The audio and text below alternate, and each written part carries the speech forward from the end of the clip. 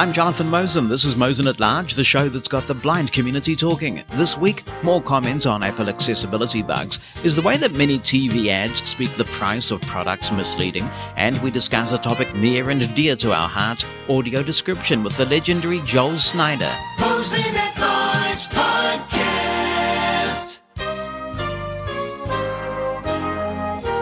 Wonderful to have you back for another edition of the podcast. If this is your first time listening, well, a special welcome to you. We have reached episode 204. This is fun because now we're into area codes in the North American numbering framework, and area code 204 belongs to... See, I don't have the budget for a proper drum roll. Manitoba in Canada. So let's have a big helping of maple syrup with the podcast to celebrate this. The whole province of Manitoba is covered by area code 204. Good, eh? In the wintertime, it can get pretty cool in that part of Canada when you are out and about. Thank you to everybody who tuned in for the Beatles Revolver special. I knew that if the normal pattern was going to be followed, and it turned out that it was, that the Revolver remix would drop at 1 a.m. New Zealand time, and I was up to see it happen, and I immediately delved into the Revolver remixes and the outtakes, and we went live on Mushroom FM 4 hours later. A great audience comprising a significant number of Beatles geeks, which is always a challenging audience to cater to, but we had a great time listening to not just the remixes, but also some of the outtakes and getting a feel for the way that these Beatles songs evolved. Next week, I am doing another musical special. It's completely different. As you may recall, if you've been listening for a while, my daughter Nicola, Bonnie, and I went to the ABBA Museum in Stockholm in Sweden with my trusty Zoom F3 digital recorder clipped to my belt. And the ABBA Museum makes it really clear, we love it if you take photos, take all the photos that you want. And so I emailed the ABBA Museum and I said, that's groovy. Groovy it is about the pictures, but what about audio? And I explained that I do a podcast because initially I thought we would do this on Mosen At Large. And they contacted me and they said, you would have to contact Universal Music. We don't have a problem in principle, but you'd have to check with Universal Music, who hold the rights to ABBA stuff, about whether you can use it on a podcast, because you cannot use full songs from commercial music on a podcast as a rule. And then I thought, wow, we're licensed on Mushroom FM, so anything good I capture, I can just broadcast there and not be in any breach of any license. And it turned out I got some great audio from the audio guide. It's very pristine. It's pristine. So what I've done is created a 3-hour documentary called Mosen at the Museum. Now, I want to set expectations about this. If you are a major ABBA geek, you are not going to learn anything new. I'm mindful of the fact that ABBA was not as big in the United States, say, and perhaps all of North America, as they were pretty much everywhere else. I mean, Australia and New Zealand were ABBA mad. Many parts of the world were. But there are people in the US who know a few ABBA songs, but perhaps didn't get the whole ABBA phenomenon.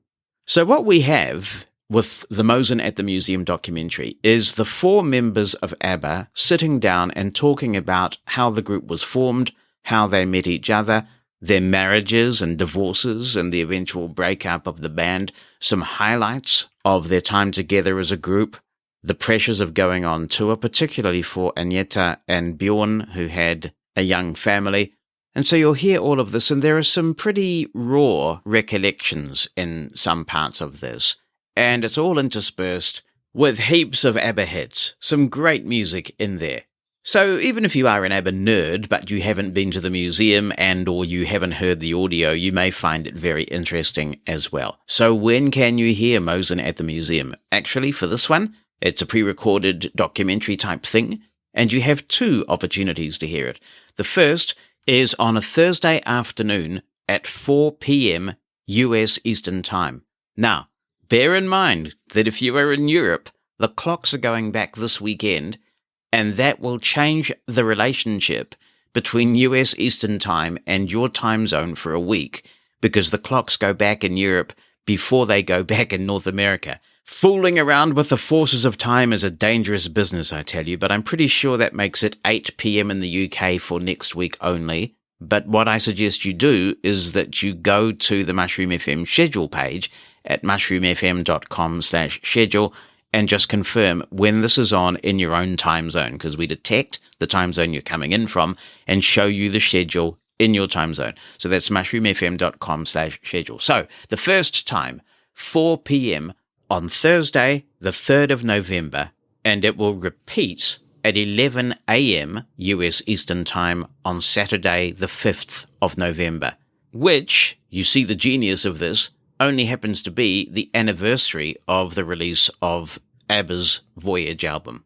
The album many of us dreamed of, but were pretty much resigned to it never happening, and then it did. See, never give up. So, 4 p.m. Eastern on Thursday the 3rd, repeated at 11 a.m. Eastern on Saturday the 5th, and that'll be Mosen at the Museum on Mushroom FM. I hope you enjoy it. Mosen At Large podcast. And the feedback keeps on coming in with respect to Apple issues and iOS 16. Karen McDonald starts us off. I presume it is the Karen McDonald who opened us up so spectacularly on the We're With You concert for Ukraine. Wow, that was amazing. And Karen says, "Hello, Jonathan. I am writing concerning an issue with iOS 16 when using a Braille with an uppercase B display. I use the new Brailliant from Humanware. This issue started when I upgraded to iOS 16. When I am writing a text or an email, and when I execute an enter command, I am thrown into a context menu, and dismissing the menu does no good. I called Apple Accessibility yesterday, and I was informed that this problem had been fixed in the new update. I upgraded to 16.1, and behold, the problem had been fixed. But the end of the story is that it hasn't been fixed because it started happening again. I use a 13 Pro Max phone. As a side note, my husband Ed," yeah, so it is the Karen McDonald, that confirms it, whoa, "is upgrading to a 14 Pro, and he is supposed to get his phone today. So it's a big day around here for us. Oh, I hope Ed enjoys that, Karen. Any guidance or perhaps a workaround that you could provide would be much appreciated. Thanks very much, Karen. Let's put this one out to the knowledgeable Mosen at Large audience and see if anybody who has a Brailliant or a similar device can help. I've got the APH Mantis, and of course that has a QWERTY keyboard, and I'm not seeing this. It's aggravating, isn't it, when you see these things that you think are fixed and then they recur, and there's no rhyme nor reason for it. And I'm seeing this, by the way, with Castro. On a previous episode, just before iOS 16 was released, I felt the need to warn people that, for me at least, and many others who were reporting this, Mosen at Large and other Pinecast podcasts, and some others as well, hosted on different providers, would give an error when you tried to play them with Castro and iOS 16. And I'm sad about that because it's such a good podcast app. Well, some people came back and said, we're not seeing this at all. Paul Migirelli is one person who pings me on Twitter quite a bit and says, I'm still rocking Castro with the Mosen at Large podcast. A number of others have complained. And then what I found was that for a while it was fixed.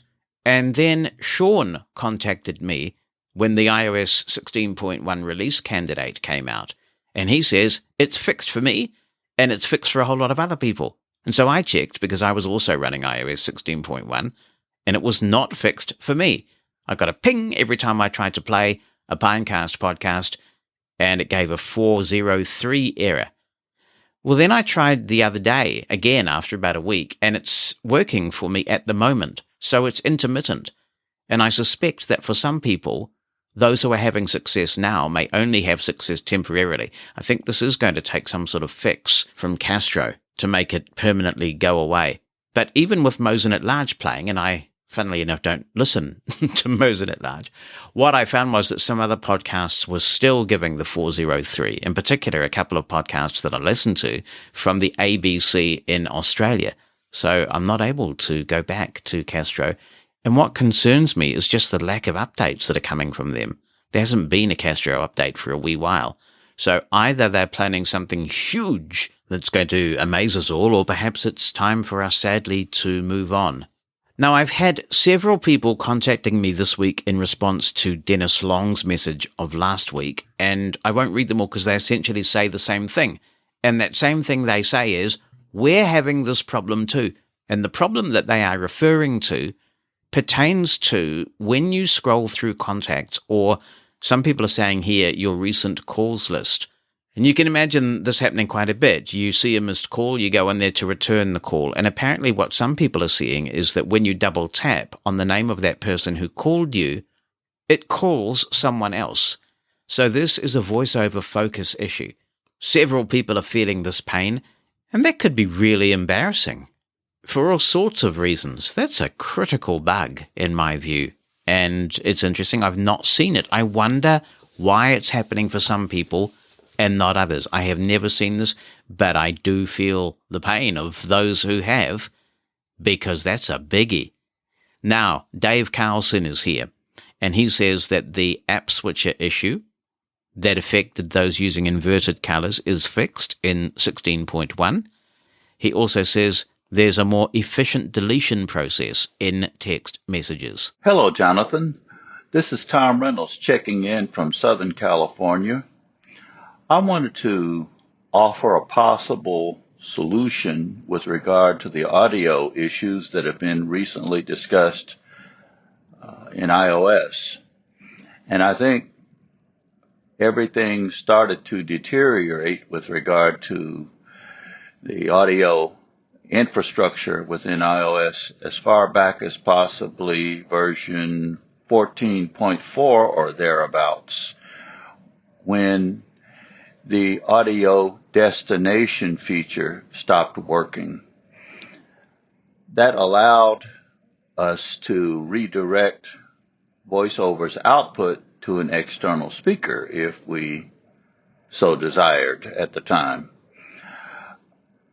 Until recently, I wasn't able to do that on any of my devices. But with some thought in a quiet moment, I came up with what I think might be a solution that may work for those that are interested in having VoiceOver work this way.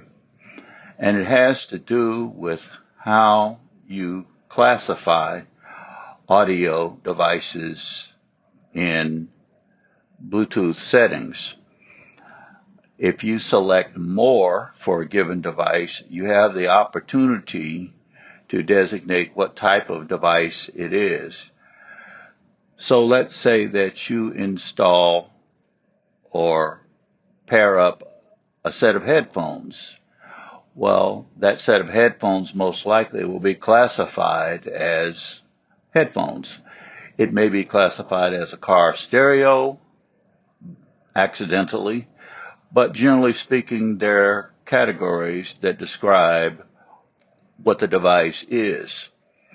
I have found consistently that if you select other as the device type and not the type that you think it should be, then the output of VoiceOver will always go to that device when you pair it up with your iPhone or iPad. That has nothing to do with the phone call issue directly, but it may come in handy for those that want VoiceOver to always go to the device that they're using. Now, as for the phone issue, it points out something that I've noticed over time, and that is the volume that you hear from VoiceOver within an application is typically different from the volume that you hear when, let's just say, you're at the home screen. Why that is, I'm not sure, but it is. And what it suggests is that independently, there are settings almost, you could say, for each application. Each application has its own volume setting, it appears, and you might want to try to, within the phone app, as a call is in progress, see if you can adjust the volume. Sometime it won't let you. I've seen that happen. But it's a thought, because I noticed it 2 or 3 years ago, even with something like Siri. The prompts or the responses from Siri sometimes are louder than you would like or lower than you would like. So to get them the way you want, on an older iPhone, you hold the home button down and then just adjust the volume with the buttons until you get the volume level the way you want. Thank you, Tom. Good to hear from you, and I fully agree with your analysis. The problems kicked in when that audio destination option on the rotor went away. So to be clear, it's there. You can select it on the rotor settings, but it doesn't appear when you rotor through the items. And when I reported this issue with all the Bluetooth logs, all that kind of thing, I did report this to Apple, and I said, if you can just make that rotor option come back reliably, I suspect this takes care of the issue. I also agree with your workaround if people are having this issue with Bluetooth headphones and Bluetooth devices. And in fact, I recommended exactly this to someone many episodes ago when they were having an issue, I think, with a device in their car that they co-owned with a partner, I think, and they weren't able to hear VoiceOver. And when I suggested changing the setting in Bluetooth, VoiceOver magically got loud again. Unfortunately, that solution is not available to made-for-iPhone hearing aid wearers. It may be available with devices like Phonak hearing aids that actually use the Bluetooth protocol and not the MFI protocol for hearing aids. But if you bring up Bluetooth settings and you're an MFI hearing aid wearer, you will not find the hearing aid in that list of Bluetooth devices. It's tucked away in the hearing section of accessibility, and there is no way to redefine the device. Also, I give a shout out to Rob Hutton, who suggested what you did about the volume of the phone. And it's a good trick to know. For example, if you find that Siri is faint, when Siri is talking, if you press the volume up key on your phone, you will adjust the volume just for Siri. So there are a bunch of independent volume controls. This does not resolve the issue of being quiet on a call, at least for made-for-iPhone hearing aid wearers. It may be a useful tip to pass on to others who are not using MFI hearing aids, but I think the key to getting the issue resolved for MFI hearing aid wearers is, as you say, getting that rotor option back. I mean, how hard can that be? I hope that we get it during the 16.2 cycle where we rotate our little rotor, spin it around, and we find that the audio destination option is back. Greetings, Jonathan, says Marissa. I always imagine that if ever an alien lands, they will say that to me, greetings, Earthling. Maybe they'll know I'm Jonathan if they listen to Mosen At Largers, I'm not sure. Anyway, Marissa says, I wanted to chime in, if I may. Of course you may, Marissa. She says, I too have been affected by the VoiceOver volume being extremely low on a call. However, I do not use made-for-iPhone hearing aids. Nonetheless, this issue is extremely frustrating, and while I'm glad that Apple Accessibility is aware of it, and I understand that different issues get fixed depending on their severity, this bug has been around for quite some time, and I really would like to see it resolved. It frustrates me to no end that when you have an issue with VoiceOver and you are able to reproduce it and send the information to the engineering department only to be told the issue was under investigation. I understand that things need to be investigated, but sometimes I wonder if Apple Accessibility is dropping the ball and saying the issue is under investigation, but not really doing anything to fix it. They get your email, they get your logs, all that, and then just put that issue on the back burner until somebody else claims to have the issue, and then they may start working on it again. I had a rather interesting issue with email in iOS 16. I'm running iOS 16.03 on my current device. However, I noticed that when doing a two-finger swipe down within certain email messages, VoiceOver will skip over the content of the message as if it's invisible, and it will go to the bottom of the screen where you delete, reply, forward, etc. Sometimes I would be able to do a two-finger swipe down, And VoiceOver would read the contents of that email perfectly fine. But maybe a few hours later, maybe I needed to reread something and I would have the issue mentioned above. I heard from an Apple advisor that the engineers are aware of it and the fix should come with a software update. I wish, as you stated, that more resources were available and that it was a bit more of a priority.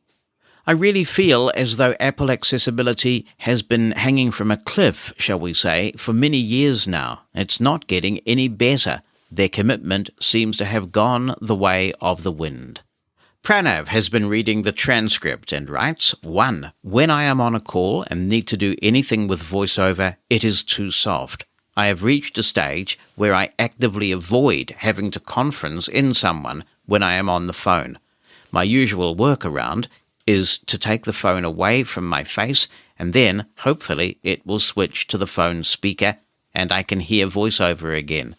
I will try the suggestion of setting the VoiceOver volume to maximum and see what happens. This is routine on my iPhone 13 mini. 2. I am shocked by the crackling of the speaker on the iPhone SE second generation. This happened to me on the iPhone SE first generation, though it occurred after 2 or 3 years of using the phone. The same happened to an acquaintance of mine. This problem is not new. 3. Is there any way of getting the startup and shutdown sound on an iPhone 13 mini? I do not want to switch to an iPhone 14 just now. Sadly, there is no mini version of the iPhone 14. No, Pranav, they didn't sell very well, so Apple has decided to move on. Also be aware that that startup sound is only in the iPhone 14 Pro and 14 Pro Max because it's embedded way in the chip.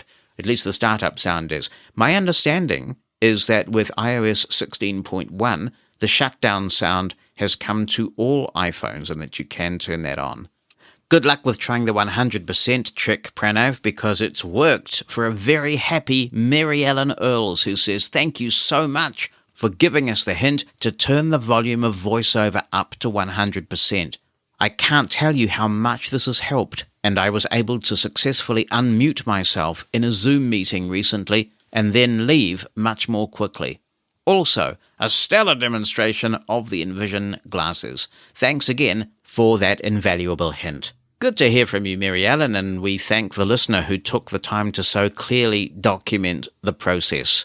The Mosen At Large community is amazing, the way we help each other out. Hello to you, Richard. Thank you for writing in. And he says, Steve Barr of Wichita said that he wanted to silence VoiceOver when he takes a call on his iPhone. Unless I am misunderstanding him, he should do a 3-finger double tap. This is a quick and easy way to enable and disable VoiceOver speech. Yes, thank you, Richard. I guess that's a workaround, and it's a good one. But I'm not sure if it's the solution, is it? Because when you answer the phone, what you don't want is VoiceOver yammering away so that you can't hear who's calling. And sometimes you have to fake it. Pretend you understand who's calling and hope to work it out from the context. Not a good idea, actually. I've seen this too, where when I am in a situation where I can actually hear VoiceOver, and perhaps this is a blessing of not being able to most of the time, VoiceOver is quite chatty now when you do a 2-finger double tap to answer the call. And Vicky Cardona is writing in. She says, Hi, Jonathan. Firstly, thanks so much for this podcast and for all the work you've been doing for the blindness community over the years. I've been listening to you off and on for several years, but this is my first public comment on this podcast. Yes, thank you, Vicky. I've got the long iMessages from you, so I'm glad that you've come out and sent in a contribution. A huge thanks also to the person who took the time to put together such a great demo of the editing feature using Braille Screen Input. That was Matthew Horspool who did that, and yes, it was a great job. I did encounter one issue when I first tried it, which I would like to describe here. Initially, I found that the gestures worked with the exception of moving the cursor. So, to clarify, after pressing and holding the dot with my left finger, VoiceOver would speak each element as I swiped left and right with 2 fingers. But when I released the finger on my left hand, the cursor had not moved. I tried this on 2 different phones with the same result. As I don't give up easily, I played around with it a bit, and discovered that after swiping down with 3 fingers, when not in explore mode to toggle the status of the screen orientation, and then swiping down again with 3 fingers to set the screen orientation status back to my preferred mode, resolved my issue. I wanted to send you this feedback should anyone else encounter the same problem I did when I first tried this. Simply toggle the unlocking and locking of the screen orientation, and then the cursor should behave exactly as described.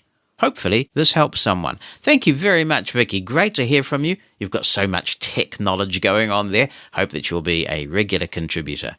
We can make transcripts of Mosen at Large available thanks to the generous sponsorship of Pneuma Solutions. Pneuma Solutions, among other things, are the RIM people. If you haven't used Remote Incident Manager yet, you really want to give it a try. It is a fully accessible, screen reader agnostic way to either get or provide remote assistance. These days, not a day goes by that I'm not using RIM, and one of the ways I use it is to either receive or provide technical support from family members. I'm kind of the tech support guy in our family, so I quite often get questions from family members that they want me to solve. It's not realistic to expect them to install a specific screen reader, even the demo. So before RIM came along, I found myself having to try and talk them through what they needed to do.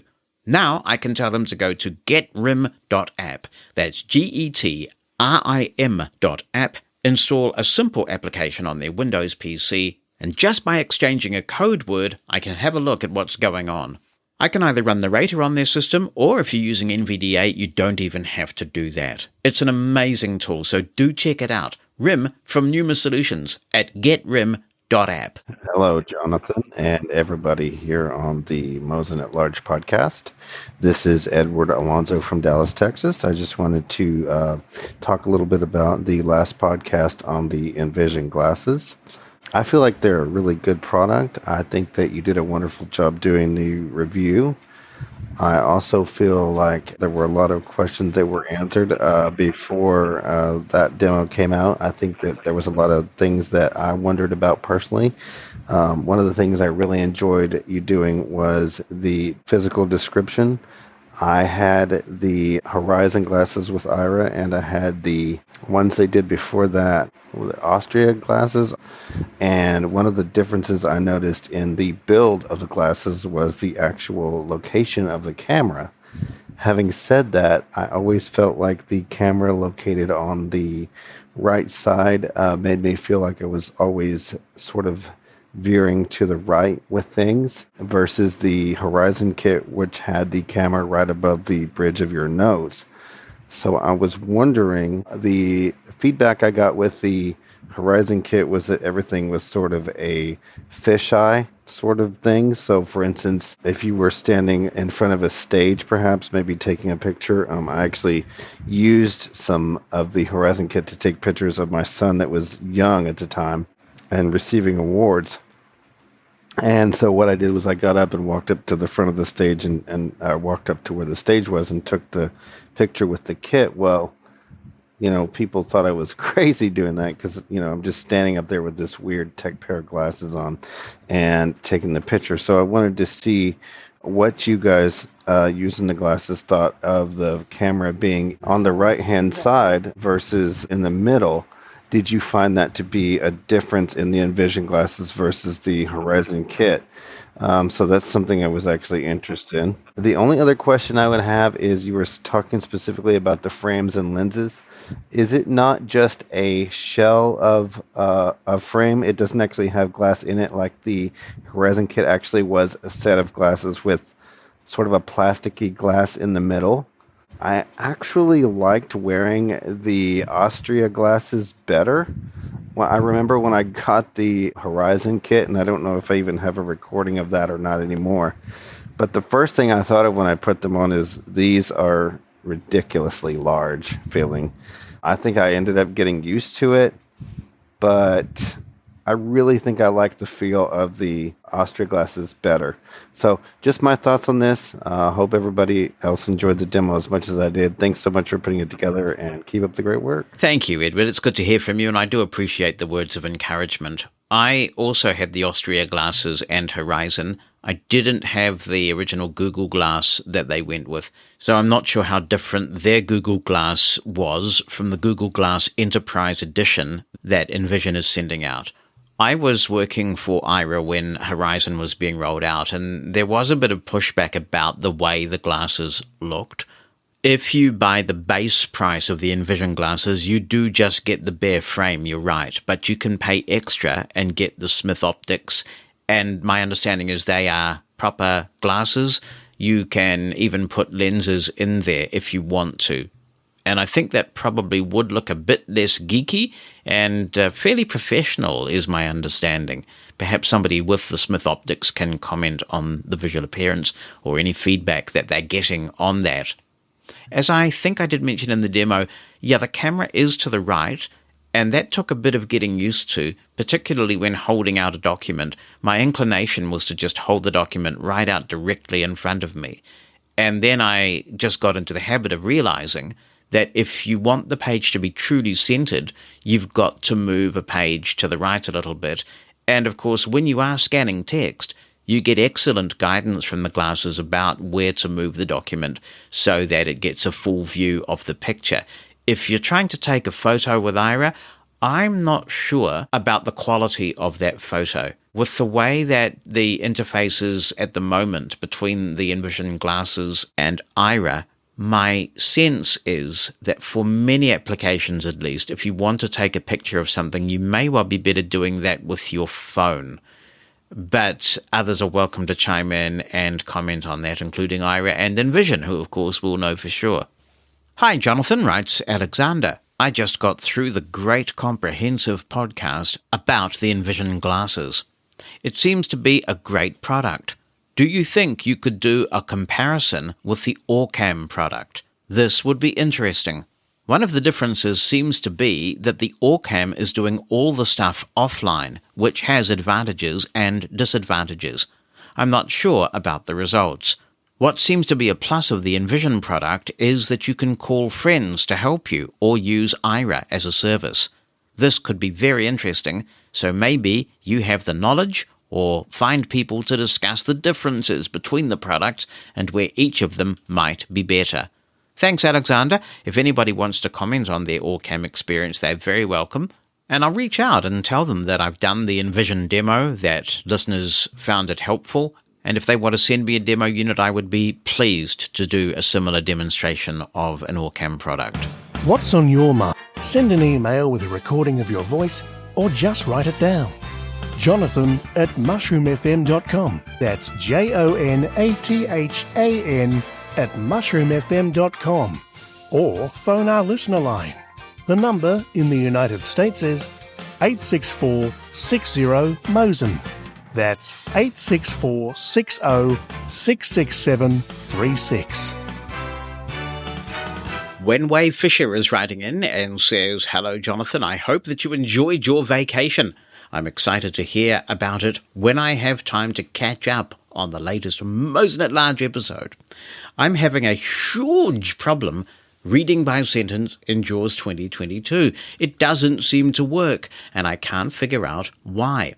Steps to reproduce. See, this is an excellent bug report here. Steps to reproduce. Press Alt arrows to navigate by sentence in Microsoft Word and Microsoft Outlook. JAWS says Alt up arrow or Alt down arrow. Press Alt arrows to navigate by sentence in Microsoft Edge. JAWS navigates to previous sentence, but not to the next sentence. Read current sentence works as expected. Is anyone else having this problem? Thanks in advance for opening up this question to the community. Wenway, yes, I'm having it. I must admit I don't often navigate by sentence because I have my say all set to navigate by sentence. And so when I do a say all, I just tap the shift key or the right and left arrow keys to navigate by sentence. I typically don't use those commands, but I've verified your findings. And the good news is that in JAWS 2023, it does appear to be working as expected. So this might be one to draw to Freedom Scientific's attention and see if they can fix it for a future build of JAWS 2022. We've had some interesting discussions over the 200-odd episodes of this show on grammar and pet peeves and things like that. Here's an interesting one from David Baker. And he says, "Hello, Jonathan. As accessibility is very often referred to, I would like to raise an accessibility issue that has annoyed me for some time about the accuracy of the spoken word. Who can we rely on to regulate the consistency between the written and spoken word in TV advertisements? Very often there is a displayed discrepancy in TV advertisements when the price of a product is given. Just one example is when the price is written on the screen as $1,899, but spoken as $1,899. As a visually impaired person listening to the adverts, I do assume that the product price is therefore $18.99. The spoken price of the product should be spoken as either $1,899 or $1,899. I rely on the accuracy of the spoken information as I am unable to see the TV screen. Is there any way of correcting this type of misrepresentation by introducing a standard of presentation? Thank you, David. I must confess you've pricked my conscience a bit, because when I worked in the assistive technology industry, I think from time to time I have been guilty of this myself. I think I remember way back when introducing the Braille Note Empower and saying something like it's $59.95. Well, I guess most people would work out that a device like the Braille Note Empower isn't going to cost $59.95, but it's a fair point that you make. And since you are writing in from New Zealand, it might be worth raising this with the Commerce Commission here. They do take an interest in ensuring that product pricing and products in general are represented fairly and without ambiguity to the consumer, and various entities have been pinged for not doing that. So if it's something you feel strongly about, you may well like to contact them and sound them out and see what they say. Alternatively, or perhaps at the same time, you could contact the entity that regulates ads in New Zealand, and that is the Advertising Standards Authority. You can lodge a complaint if you think that a product is being misrepresented. So you could contact one or both of those entities. If you do, I'd be interested to hear what response you get back.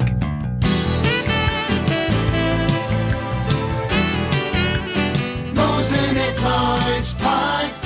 A man sits in front of a microphone. On a desk is a mixer with many rows of buttons and dials. He has an expectant expression and reads from an electronic braille device in front of the mixer. How am I doing, Joel? Is it all right? Not too bad. Is that all right?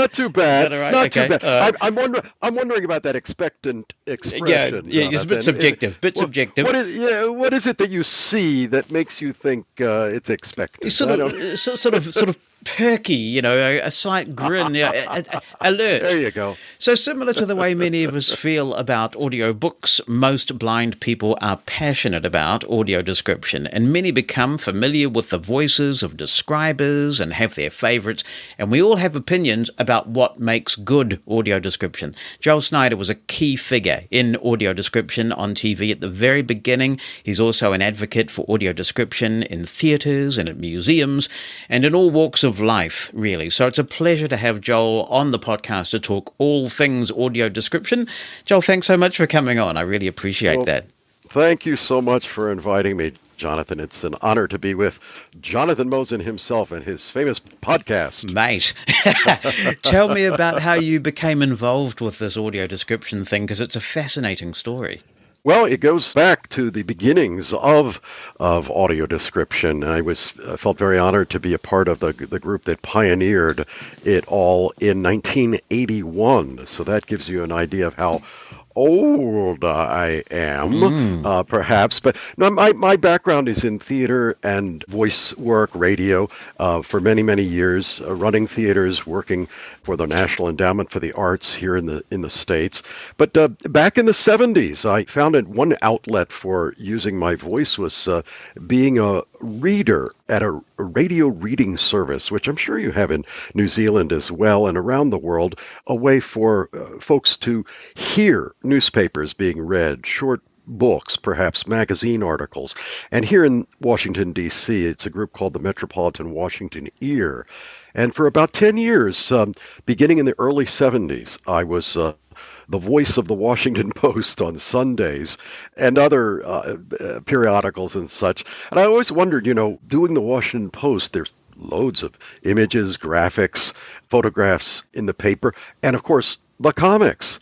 Now, how do you read the comics and all those images? How do you convey that over a radio feed, And we would try to provide a kind of rudimentary description. There was no such thing as audio description back in the 70s. It wasn't formalized at all, but we did our best. But come around 1980, Margaret Fansteel, a blind woman who founded the Washington Ear, and Chet Avery, a blind man who was working at the Department of Education, they happened to be on a committee at Arena Stage, a major regional theater here in the States, here in Washington, D.C. And the Arena people were so excited to get this committee together. They wanted to focus on accessibility, and they were quite thrilled to have installed one of the first assisted listening systems to help people who are hard of hearing. And this is a wonderful thing. Now it's ubiquitous. Many theaters have such a system. And Margaret, of course, were interested, but wondered, let's see, now if that's simply a microphone in the stage, signaling the sounds are transmitted through an infrared system to people wearing headphones, why couldn't someone hold a microphone off stage and describe bits and pieces of action, maybe in the pauses between bits and pieces of dialogue or critical sound elements? Arena Stage, to their credit, said, why don't we give it a try? This is, we've got the system here. We could simply hook in another microphone and do it on another channel. And Margaret took the idea back to the Washington Ear. She corralled me and a few others.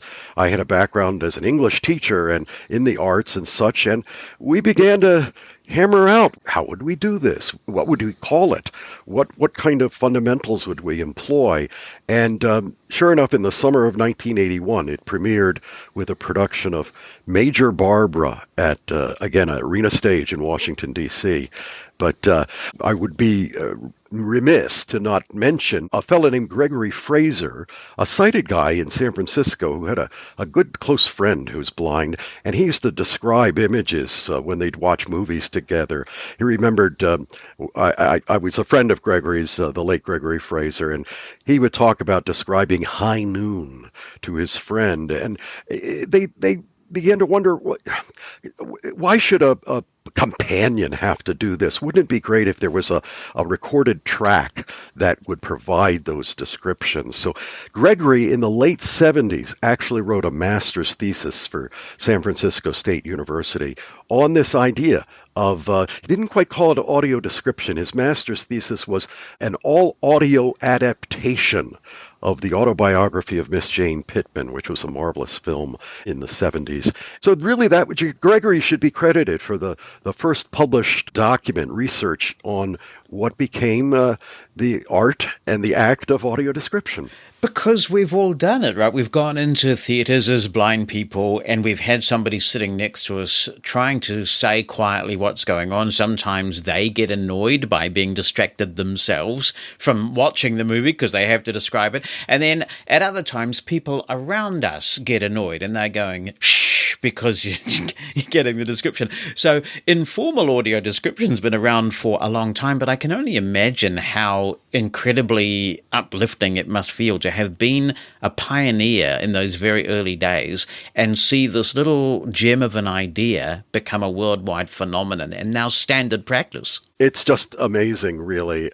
And you're right. Description, in my book, The Visual Made Verbal, I go into the history of audio description, and it can be traced back to Greek times, ancient Greece, and the word for it was ekphrasis, when descriptions written in Greek documents of a shield or a armor or something like that, and it was acknowledged as a kind of poetry, really.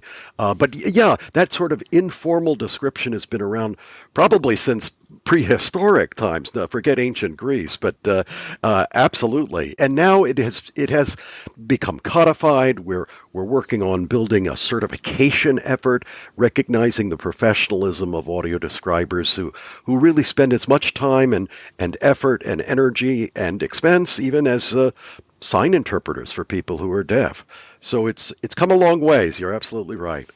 And from the theatre, it came to WGBH, and that's right. A series of plays that were described initially as well. That's right. Barry Cronin and Laurie Everett. Barry is still with us, a great friend.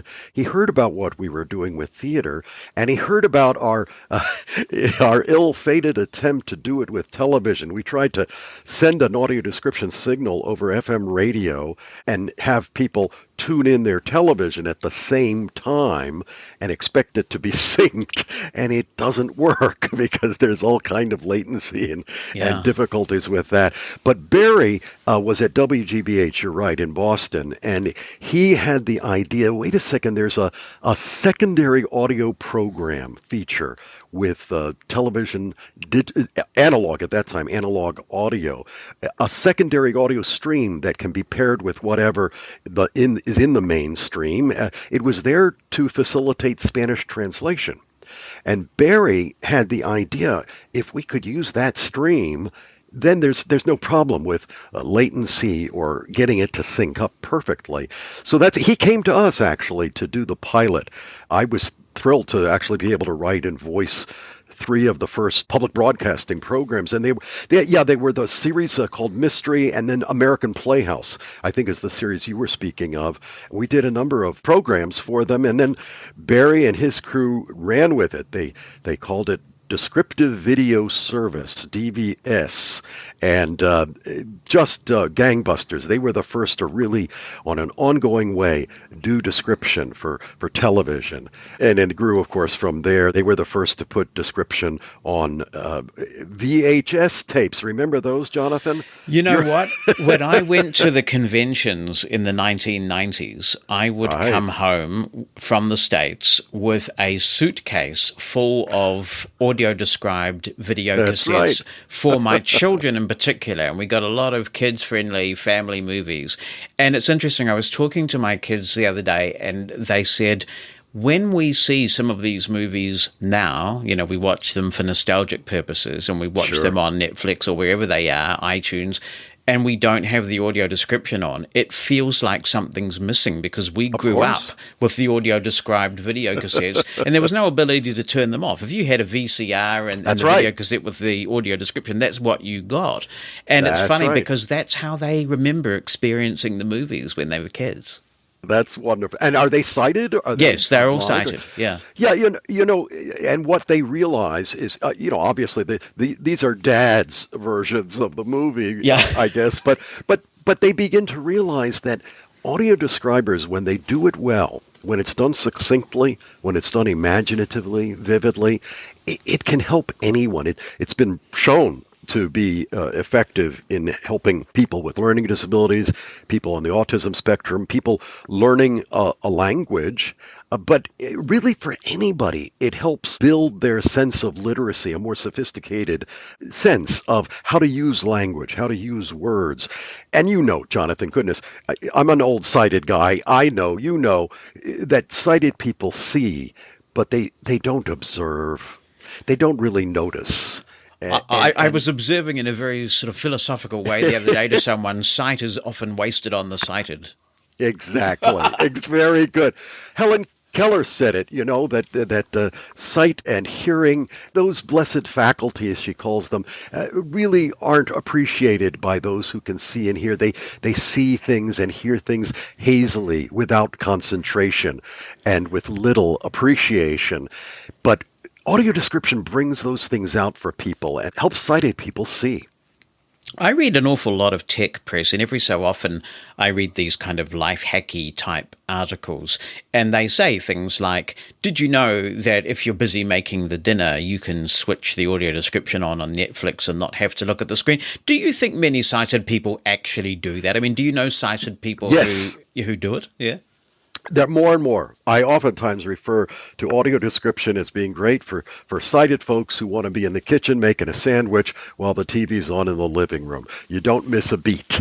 And people do use it for that. Absolutely. And, it's like captions. When captions first began to come out on television in the 60s, really, it's obviously for people who are deaf. But folks began to realize, wow, it's great to have captions on at the bar, because you don't have to have the volume up, or at the gym, and curb cuts for people who use wheelchairs. Well, it's great for someone pushing a stroller or a bicycle rider. So in the same way, audio description really is for everybody.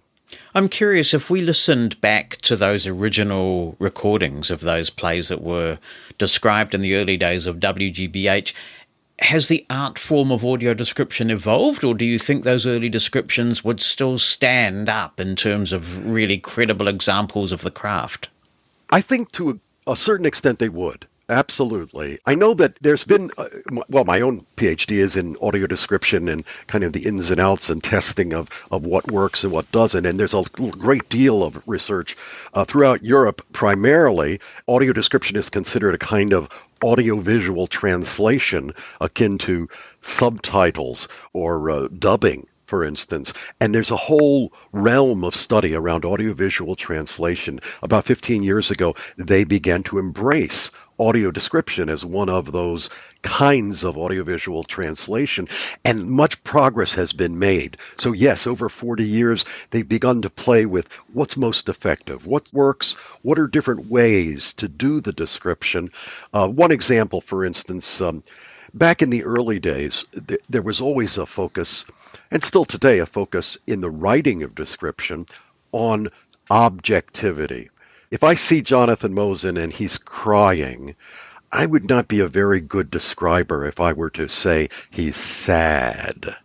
No, he's crying because you just won the New Zealand lottery. Isn't that right, Jonathan? Yeah. So you're, tears of joy, if you will.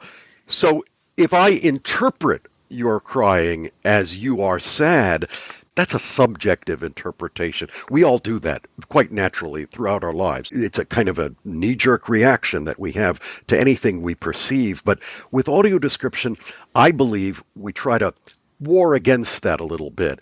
So that objectivity idea was translated in the voicing of description, so that early describers early voice talents, I should say, who voice the description were sometimes referred to as golf announcers.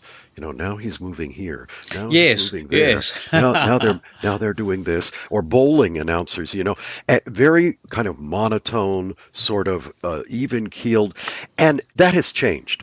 When I teach description, I talk of consonance, that the vocal tone should be in consonance with what's happening on stage or in the film, so that if it's a happy scene, there might be a lilt in the voice. If it's a sad scene, the voice will seem more sober. The tone of the voice should match the tone of the piece. Now, it's a thin line, though. You're not in the play or in the movie. You are of the play or movie.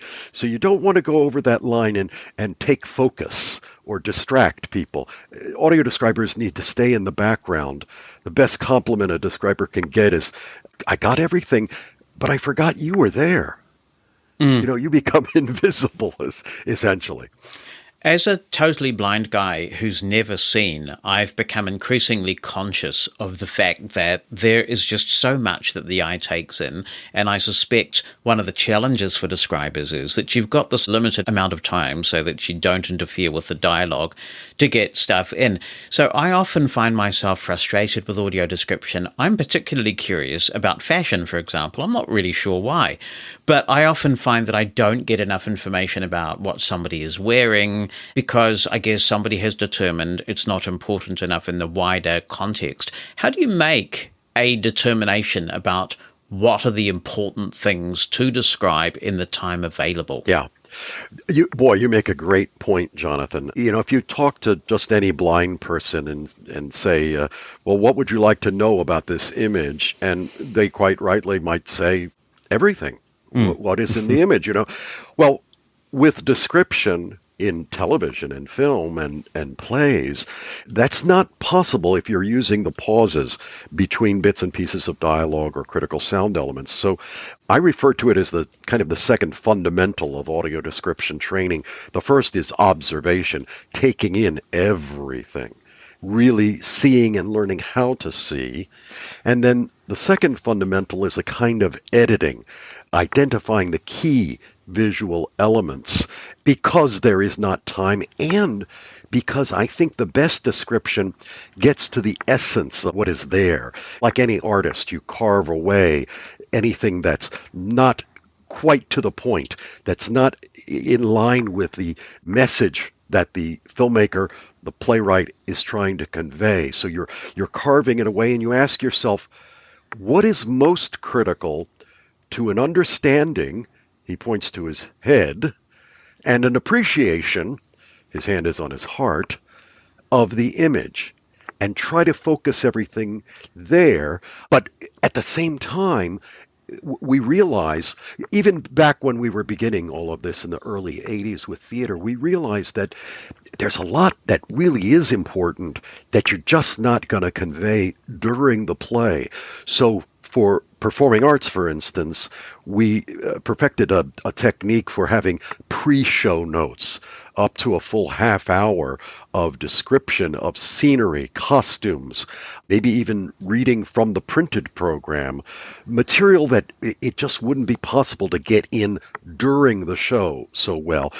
And then doing it during intermission as well, perhaps for the second act.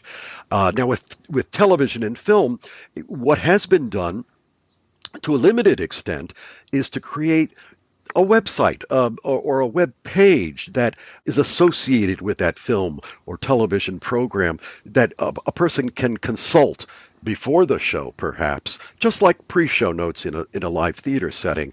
It means an extra step, an extra bit of work for the person who's blind, but it can be valuable in giving you that background, fleshing out what isn't available when there isn't time available during the piece to provide that description. Right. So there's some ways kind of around that, and we call it enhanced or extended description, when we can in some way provide the information. It's almost like an alt tag on websites. When a screen reader comes across an image, there has to be an alt tag that describes the image, or at least labels it or names it.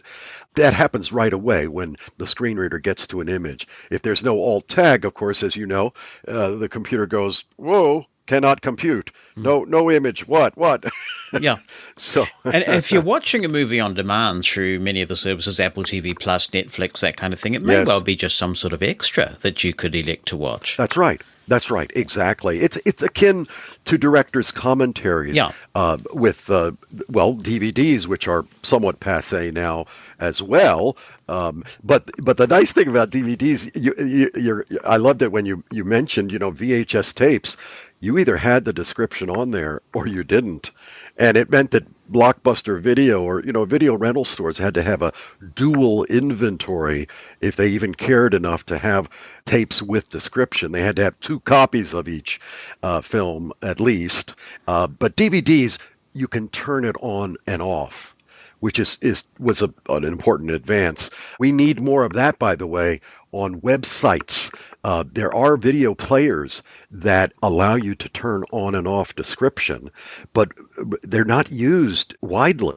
You go to Facebook or YouTube, there's no way to turn on and off description like there is for captioning. And that has to change. Otherwise, people are having to post a video twice. Here's without description, here it is with description. Although, in my humble opinion, if description is done well, just post the one with open description, and sighted people will learn that they're getting a lot out of it. Or something that has developed relatively recently is we call integrated description, so that a play or a movie, a television program, if the writers build in descriptive material right from the beginning, well, then you don't need to go through this add-on process, this post-production process. Very few films or television programs or even theater pieces do this. But when they do, it's really quite wonderful. I went to some productions at the old New York theater company, Theater by the Blind, and thought, when I discovered them, I thought, wow, an acting troupe of principally blind actors, they're going to have great audio description. Well, they didn't have any audio description because it was so important to them. Everything they presented, they built in a narrator character, or they added lines to certain characters that helped flesh out the visual images or the action. And that way, every single performance was accessible to somebody who's blind. And I think that's the way it ought to be. It may seem like a non sequitur, but it really isn't. I was involved in the 1990s with New Zealand's Copyright Act. I was in charge of government relations for the blindness organisation. And New Zealand was the country that made the argument that modifying a printed work so that it was accessible was no different from modifying a building. It should be something that should happen as of right. And we were the first country in the world to get that concept enshrined in law, and ultimately that led to the Marrakesh Treaty. So it's something I'm very honoured to have been a part of starting. But from that process, I learned that authors, understandably, are very protective of their intellectual property. It's their baby. And I got lobbied long and hard by authors who came in and said to me, Jonathan, do you steal from everybody, or is it only authors that you steal from, and all of this kind of stuff? But there has been an argument over the years, hasn't there, that you are actually modifying someone's work by audio describing it, you know, in a way that they may not appreciate. Yes, that argument has been made, even with traditional audio description, where it's an add-on after the fact. It's not incorporated into the piece, but it's simply used by the people who desire the service. In fact, well, you're very right. In the early days of description for television, actually in about the year 1999-2000, the FCC, our Federal Communications Commission, issued some rules saying, okay, this is something that should be available. We've had captioning for decades. We should have audio description for the audience of people who are blind. And it was issued as a rule, and networks started doing it. But there was real pushback from the Motion Picture Association of America. And NFB. I mean, let's not forget that. NFB, I was actually running ACB radio then, and so I was right in the thick of covering it. And it was extraordinary to me that ACB had gone to all these advocacy efforts. Blind people loved audio description. And there was NFB tagging along with the Motion Picture Association getting this overturned. And the National Association of Broadcasters. You're absolutely right.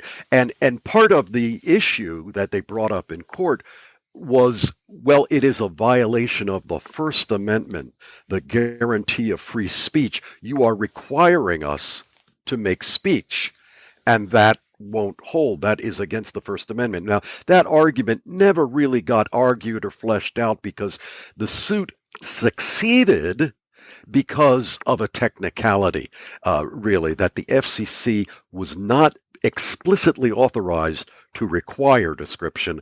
They were authorized by Congress to study it. And so the suit actually brought down the rule, and it took 10 years till 2010 before we got the 21st Century Communications and Video Accessibility Act, which for the first time required description at the same levels that they talked about in the year 2000, about 4 hours per week for the top 5 to 9 broadcasters, and only in certain areas of the country, very limited. And it's not much more than that that's required now, but it's been embraced by movie theaters. It's been embraced by just about every commercial film that comes out now. Digital film has an audio description track. But even on streaming services, streaming services are not required to do description at all. But it's been embraced because really so much because of the good work, Jonathan, you did back in the day, that ACB did back in the day, to help people realize that this is an accommodation that's only a fair thing to do. The difference with captioning, when that law was introduced in the 60s, there was built in an increase every year that a certain percentage of television programs had to include captioning. It had to increase every year. We don't have that with the description, and we're hoping maybe we'll be able to build that in at some point. It's been embraced by some networks more than others. They certainly, the ones who are required to do it, will certainly at least do the minimum. But there are, oh goodness, how many dozens and dozens of television broadcasters are there? And, only a few are required to do it. So it would be wonderful to see more and more of it and have that built in to the law. And it's unfortunate, because the United States, people like you, started all of this off. And then because of those internal debates, it reminds me of The Life of Brian with the People's Front of Judea and the Judean People's Front duking it out and taking their eye off the ball. Because of those internal things, the rest of the world moved on, and you have countries like the UK that have far better audio description mandates. Oh, yes. No question. Fully, last I heard, it was fully 10% of all broadcasts must have description in the UK, and I think in practice about 20%. It may be higher now. But you're right. Maybe we developed it in the United States, but the UK took the ball and ran with it, so they have more description, even. It's a country that's, 1/6 the population of the United States, and yet they have far more description and in more formats and such. Much earlier, they embraced it for museums. It took us a little while to start having that catch on in museums and parks, visitor centers, and that sort of thing. But sure, the UK ran with it, and a good bit of work with the World Blind Union. They co-published with ACB my book, in the Spanish edition of my book, and we did a survey with them of how much description is happening in their member nations, and we came up with about 70 nations where there is some degree of description, mostly with regard to television, but a fair amount in museums as well as theater, performing arts.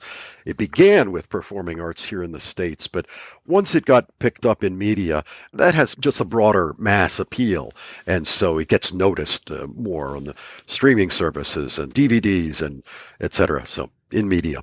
The timing of the rollout of audio description couldn't have been better, really, because I think what was also happening was that TV was evolving. I grew up in the 70s, and even then we were still getting reruns and stuff from shows in the 60s, Get That's Smart and Bewitched and goodness knows what else. And, there were bits of those that were quite visual, but as a blind kid lying in front of the television, I could follow most of them. But if you get a TV show these days without audio description, it's really, really difficult because TV's moved away from the idea that it is radio with pictures. It's a completely different medium.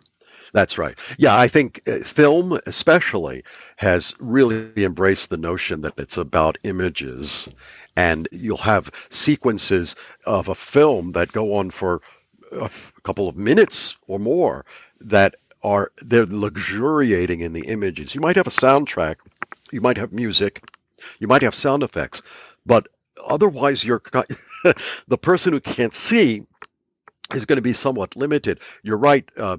Gilligan's Island and Get Smart and the others were dialogue heavy. And so you could pretty much pick up what's going on. It's less of that is the case now in film and television that really focuses on the images. So that makes audio description even more important. Sorry about that, Chief. Very good. Very good. You've got an example of this that you can play, right, in terms of the difference that the description can make. I can, and this is an example I use oftentimes in training sessions and workshops that I do around the world.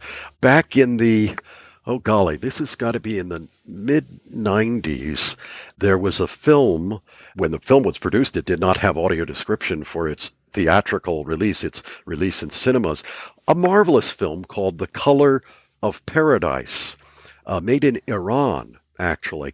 And yes, let me share with you one segment of this film, and I want you and your listeners, it's all radio, right? You're going to experience this, obviously, without the picture. Yeah. But just the soundtrack at this particular excerpt, without audio description, what can you glean by listening only.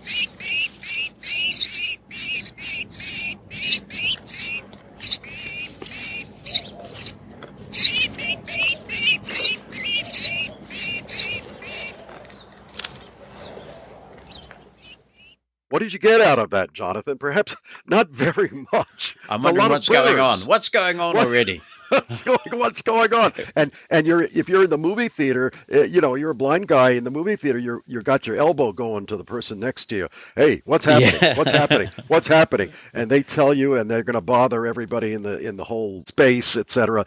Or you'd probably say after a couple of minutes, this is ridiculous. I'm out of here. I'm not getting anything. So what happens though if we add audio description? You're still blind, you can't see the images, but if we add audio description, the excerpt feels a lot shorter because you have something to hold on to, and suddenly it has meaning. Let's see by listening. Mohammed kneels and taps his hands through the thick ground cover of brown curled leaves. A scrawny nestling struggles on the ground near Mohammed's hand. His palm hovers above the baby bird. He lays his hand lightly over the tiny creature. Smiling, Mohammed curls his fingers around the chick and scoops it into his hands. He stands and strokes its nearly featherless head with a fingertip. Mohammed starts as the bird nips his finger. He taps his finger on the chick's gaping beak. He tilts his head back, then drops it forward. Mohammed tips the chick into his front shirt pocket. Wrapping his legs and arms around a tree trunk, Mohammed climbs.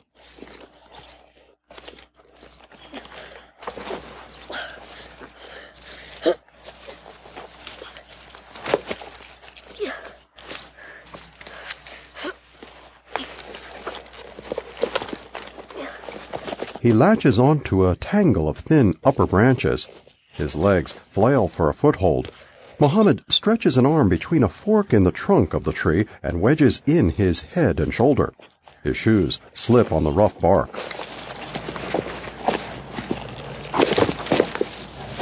He wraps his legs around the lower trunk, then uses his arms to pull himself higher. He rises into thicker foliage and holds onto tangles of smaller branches. Gaining his footing, Muhammad stands upright and cocks his head to one side. An adult bird flies from a nearby branch. Muhammad extends his open hand. He touches a branch and runs his fingers over wide green leaves. He pats his hand down the length of the branch. His fingers trace the smooth bark of the upper branches, search the network of connecting tree limbs, and discover their joints.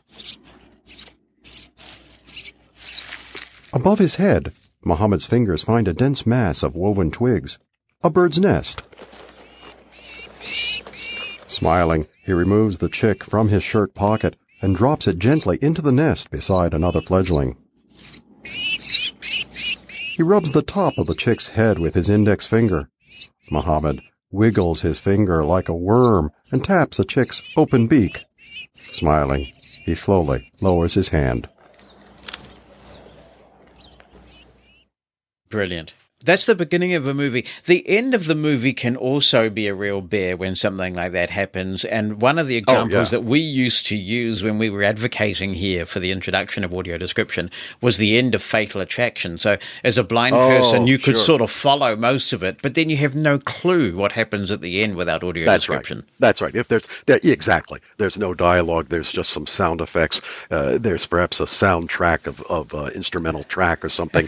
By the way, Jonathan, I should mention that in Color of Paradise, we talk about the character of Muhammad and his visage, what he looks like. That was already described earlier in the film, so you don't hear much about it in that clip. You hear that he has a shirt on with a pocket and he's got shoes on, but you don't really hear much about him.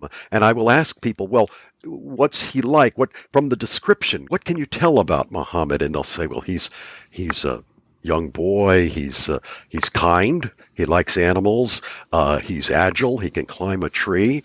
Well, what they don't pick up, and what of course is available in the audio description earlier, is that Muhammad is blind. Muhammad himself is blind, and he's able to find this little nestling that fell out of the tree, climb the tree, and put the nestling back in its nest. So it really is a nice clip and a nice way of pointing up the use of audio description. And yes, if you have the description, you don't have to rely on your elbow and the person next to you whispering. Although I remember I did workshops in New Zealand and Australia, of course, but I did some workshops in Jakarta in Indonesia, and I learned about their low-tech end run around all of this was something called whisper theater. And literally once a month, theaters would do the screening of a current film, and people were invited to come. Folks who were blind with companions would come, and everybody was whispering throughout the film. Everybody was whispering to each other, what's going on? There you go. So you didn't disturb anybody that way. So that was kind of a wonderful end run around all of this low tech kind of end run. Transcripts of Mosen At Large are brought to you by Pneuma Solutions, a global leader in accessible cloud technologies. On the web at pneumasolutions.com.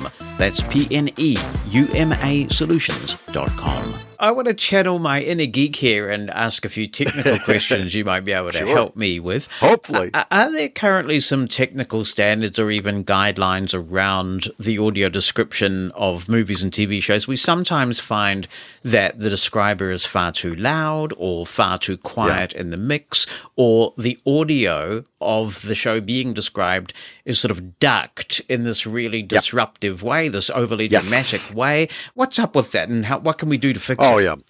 I'll tell you, some of that has to do with the expansion of description, and when you have it getting picked up by commercial services and companies who produce description and sell it to producers and broadcasters, well, competition comes into play, and they're looking for ways to cut costs. And I believe that has resulted in some of the problems that you note, Jonathan.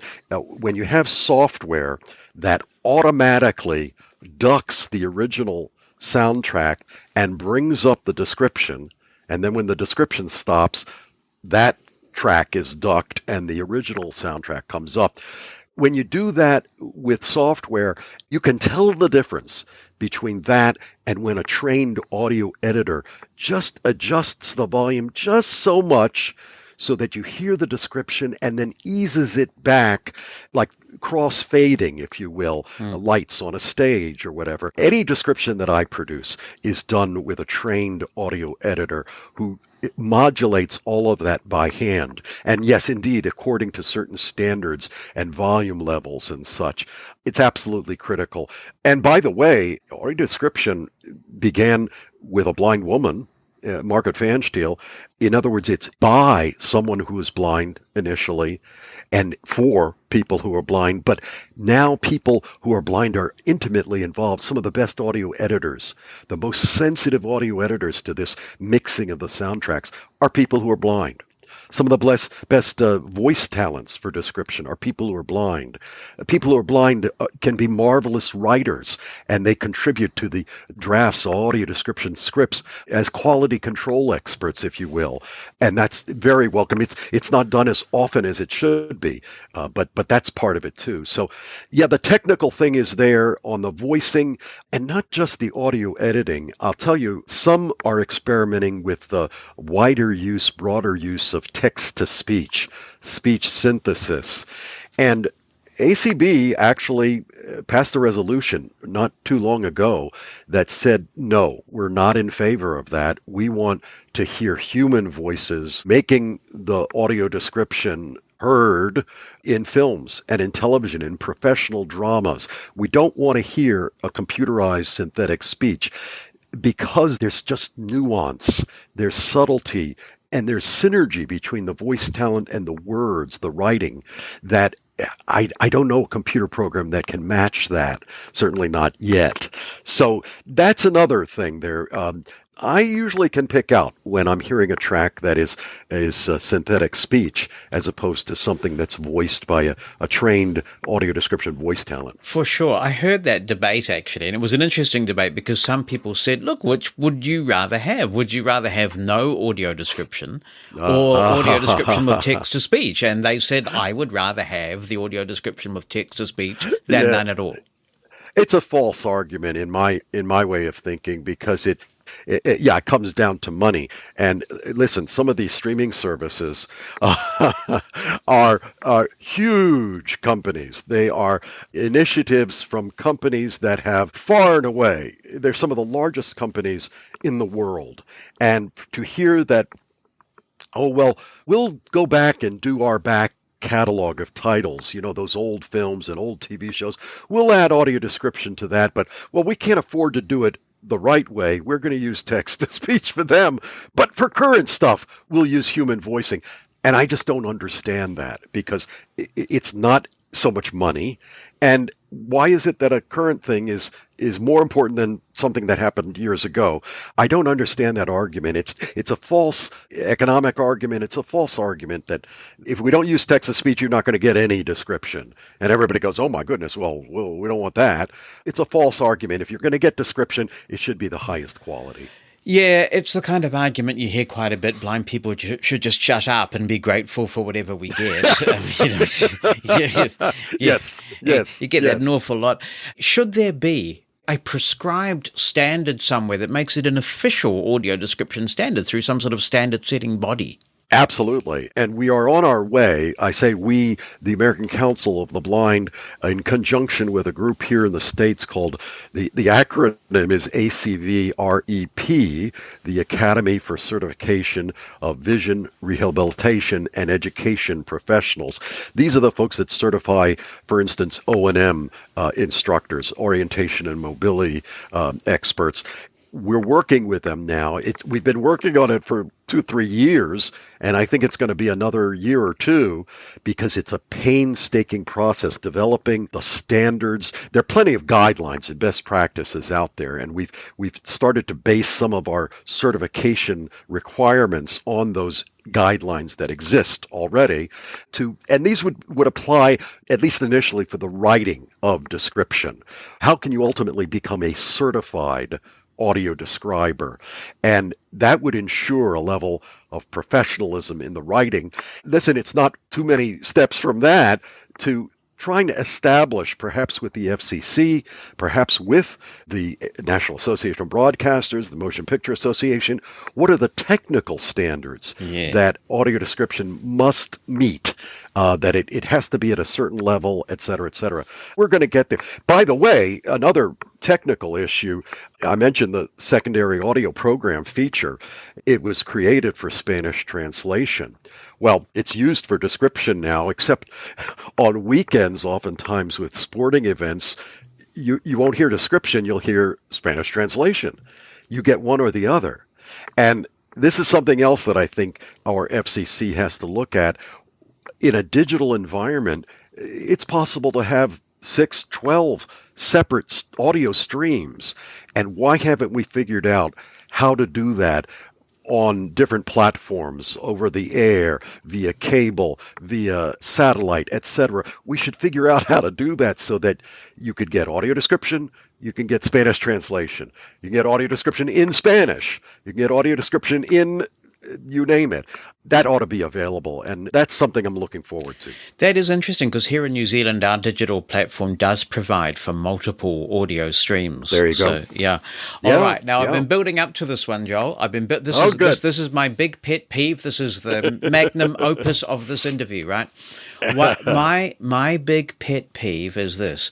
We have invested heavily in good quality equipment, home theater equipment, so that we can really enjoy our TV watching experience, with the exception of Apple TV Plus, which in my opinion is exemplary in every way with audio description. Their audio description is consistently fantastic in my experience anyway. But other providers of audio described content sometimes force a blind person into listening to the show in stereo when the main soundtrack is 5.1 or increasingly Dolby Atmos. Now, I tell you, I am a major Beatles nut. I'm a huge Beatles collector.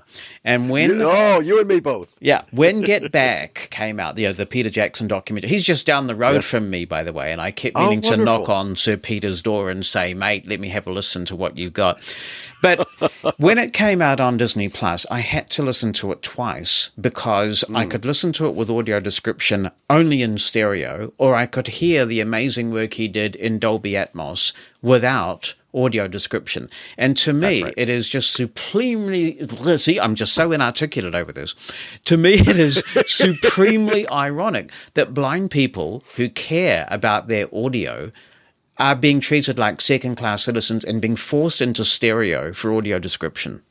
Oh, it's worse than that, Jonathan. They're forced into mono. Really? Sometimes. Wow. Absolutely. Yeah. Absolutely. And this comes up all the time, especially with audiophiles and many folks who are blind. Really, as you say, appreciate and know the ins and outs of expert audio production. Maybe it's, as you said, Jonathan, maybe it's a little bit of, okay, blind people, we're giving it to you. Be satisfied with somebody's going to tweet at me with the hashtag first world problems because I'm blithering on about this, but I don't care. It's really outrageous. It really is, and it's not. I'm not a technician. I can't say for sure that it's a matter of cost. There's going to be some cost, I imagine, but why not make the effort to have the sound be pristine, have it be in Dolby Atmos, have it be in 5.1 sound rather than stereo or even mono? Apple does it, you see. I mean, one of our favorite shows is For All Mankind, this alternative history series that they're doing. What would have happened had Russia landed on the moon first? It's a wonderful series. Boy. And it's all in Dolby Atmos. And of course, there are so many cool space effects and rocket ships taking off. Yes. And we just love watching this thing in Atmos with the audio description. Yeah. Absolutely, and it's on our list of things to work toward for sure. And I've called Netflix, because we watch quite a bit of Netflix, to say to them, what's up with this? But of course, it's very hard to get past the first line of tech support people who are actually quite helpful. And they say, gosh, we didn't really realize this, and this doesn't seem right. How does it work? I mean, why is it that Apple TV Plus consistently gets it right and other studios do not? Is it just a lack of awareness? I don't think it's a lack of awareness at this point because ACB has been very vocal, and we have contacts with Netflix, with Amazon, with the various streamers, and with Apple, indeed. And Apple has just embraced accessibility in ways that some of these other companies just simply haven't. I mean, when iPhones came out, people who were blind were, oh my goodness, this phone can speak to me. That kind of speech interface was something you couldn't find on other phones. You have it now, and you have television broadcasts and systems that allow speaking menus. But it's relatively recent. I mean, the irony, back, we're talking about DVDs, and you could turn on and off the description. It was there. Oh, isn't that wonderful? But in order to turn on the description, you had to navigate a visual menu. That's right. Yes. Yeah. So what good is that? That's changing. That has changed in a great extent to a great extent with television. We seem to have a problem with the exporting of audio-described television, and I'd like to understand this too. For example, in New Zealand, we get American and British TV shows, and I can get these audio described from the original source using a bit of naughty geo-blocking stuff, circumvention. But when those shows are played on New Zealand TV, they're either not audio described from the source, or they've been re-described by a New Zealand source, which seems to me to be a shameful waste of resource, because if they didn't have to re-describe them, they could be describing more local content. Why is this? When TV shows are exported, why aren't we getting the described versions? Boy, that's another item that's on our list. The notion that when a program is described in its first incarnation, this happens with captions and subtitles. When a program is described, that description track should travel with the program and be reused when it comes out on DVD, when it's streamed, when it's this, when it's that. And typically that will happen with captions and subtitles, at least far more often than it does with the audio description track. What are the reasons for that? Boy, I don't know. Back in the day when description would come out in a film that was a theatrical presentation of a film in the cinema, that was a wonderful thing, and you figured, well, golly, I can't wait till the DVD comes out because then I'll just use it. DVD comes out and doesn't have the description. And I was always told, we're a big film company, and there's theatrical presentation is one thing, and home video is something else. And it's as though they don't talk to each other. And back in those days, that's why you didn't have the transfer of the track. And nowadays, it may come down to, once again, going back to our FCC and requiring that those tracks be maintained and travel from one format to the other. The problem with regulation there is that in the States, the FCC only deals with broadcast television. They don't have authority over streaming or DVDs, for that matter, or anything like that. So the only reason we have the explosion about 10 years ago of movie theaters coming up with description, films being released with description, is because of our Americans with Disabilities Act requiring public spaces to be accessible. And most people think, oh, that means you got to put a ramp in. Okay, we'll put in a ramp so people who use wheelchairs can get in the space. But what if you're in the space and it's not programmatically accessible to you? You're deaf, you're blind, there has to be programmatic accessibility. And that was raised. And the movie theaters, of course, realized, well, whoa, we're going to get stuck with lawsuits, but we can't describe and caption all these films. It went back to the film producers, and they had to abide by the ADA, basically, and provide those audio description tracks, provide those captioning tracks, so people who are deaf, people who are blind had the same access as anyone else. What impact has the ADA had on audio description? Because, of course, it predates the ADA, but clearly it must have had a significant impact on its uptake. Yes, it did, and continues to. And the prime example is what I just mentioned with the addition of the audio track to motion pictures. So that it's really relatively recently that, for instance, every Academy Award nominee for Best Picture has an audio description track. In the last 5 years, I think that's been true with the exception of maybe one or two, something like that. In fact, a couple of years ago, Parasite, the Korean film, won the Academy Award for Best Picture, and that was the one of all the nominees that did not have an audio description track. The producer just wasn't sure, how would we do this? How would we provide a secondary audio track describing things and voicing at the same time the English subtitles, because it was all in Korean. Well, that's been done many, many times, going back to Passion of the Christ, which was in Aramaic. That was produced with description, and you had one voice reading subtitles and another voice doing description. Or perhaps you have a super talented voice talent who can do both and make them distinct. But it can be done, and it was done in the UK. And if you want to experience Parasite with description, you have to get hold of that DVD that was produced in the UK. So there it is. It's lots of little tricks and little problems that have to be solved. Yeah, because I think it's also true that sometimes you get described tracks on a DVD that don't make it to the streaming services where you might be able to rent or buy them. Exactly. It makes no sense to me, to advocates for description, for consumers of description. It just, it's the ins and outs of the broadcast industry and the filmmaking industry and their different components talking to each other and such. But hopefully we continue to advocate for it, and hopefully we'll be heard and there'll be some change, hopefully in the near future. This all began, the audio description, with the theatre, as you mentioned, and that's really popular too. It's something that here I don't often attend, apart from maybe musicals, because I wear hearing aids and we often don't have audio described performances where you can get a receiver that offers a mix or a feed from the stage as well as the audio describer. Is that a market that is being well catered to in the US? Yes and no. And it just depends on the kind of equipment being used in the theater. It can be a matter of oftentimes just one earbud in one ear, or it's a headset that you put on, and you're right, just the audio description track comes through.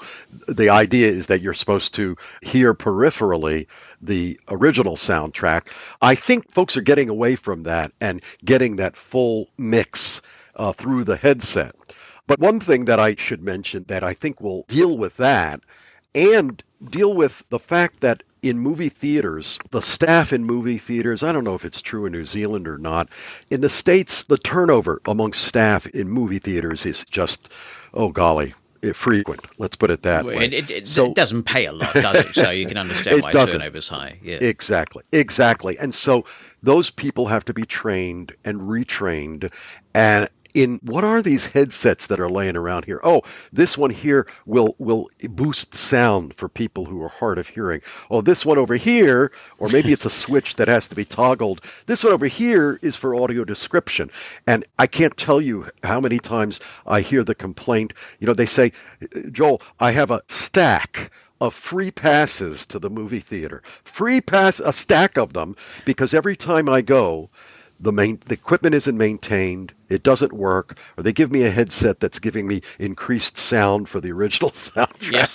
And here in the middle of the movie, they've got to go back and complain or whatever. So they get all these free passes to come back to the movies, and it may not work again or whatever, And one solution to that, which I think is brilliant, and I think is in one way the future of audio description, at home or in the movie theater, is via your own smartphone. Now, not everybody has a smartphone, but I think they're becoming more and more ubiquitous. It's becoming like a landline phone. You begin to assume everybody has a landline phone back in the day. Well, there are probably half a dozen versions of an app that in the States, it's called Spectrum Access, put out by Charter Communications. And you download the app to your smartphone like any other app, and then you use it to hear the audio description track right along with the original audio of a film. It's done by downloading to the app a track that's in the cloud. Spectrum Access, I think, has not enough, maybe 400 or 500 titles available. You download the audio description track to that app. The app is able to listen to whatever is coming from the speakers in the movie theater to whatever is coming from your speakers in your home setup, and automatically syncs the description to the sound of the original soundtrack. And it really works. It's an amazing and marvelous thing. It allows you, Jonathan, for instance, you want to hear the description, but your family's not interested in the description. Exactly. Well, okay, you don't have to turn it on for everybody else on your television at home. You can just access it through your smartphone. And it can be used for alternative translations. You know, grandma speaks only Spanish. Well, the whole family wants grandma to come with them to the movies. Well, if she downloads the Spanish dub, she can enjoy the movie right along with everybody else. And it's something that I think just has to grow. It has to catch on. It depends to some extent on the movie producers cooperating with the folks running these apps and making more and more of those audio description tracks available. And once that's figured out, I think you're going to see an explosion. And, you know, these days of COVID and such, does everybody really want to be putting on a headset that someone else just used and an earbud somebody else used and whatever? And, oh, goodness. No, you just use your own smartphone, your own earpiece. It's just a more satisfying experience in many, many ways. And this is another example of where Apple is doing some innovative things, although I think there is something similar on Disney+. But I discovered that if you use SharePlay, you can actually play a movie from Apple TV Plus or a TV show and SharePlay it to your smartphone. The smartphone can contain the audio described version if you need it, while the version playing on your Apple TV, which is in perfect sync, does not have the audio described soundtrack for everybody else. Yep, that's another way to do it. Absolutely. That would work. And you know, another part of this too, we were talking earlier about audio description is for everybody. Well, let me ask you this, Jonathan. In New Zealand, do you think the idea of audio films could ever be adopted widely so that sighted people who are on a long car drive, maybe you're at the gym, you saw this great film last week and I want to experience it again, but I can't watch a television while I'm driving my car. But if I could just play the audio track of the film with the audio description, there you go. It's an audio film, and you experience it with your imagination while you're driving, while you're at the gym. I think the time has come with the explosion of audiobooks.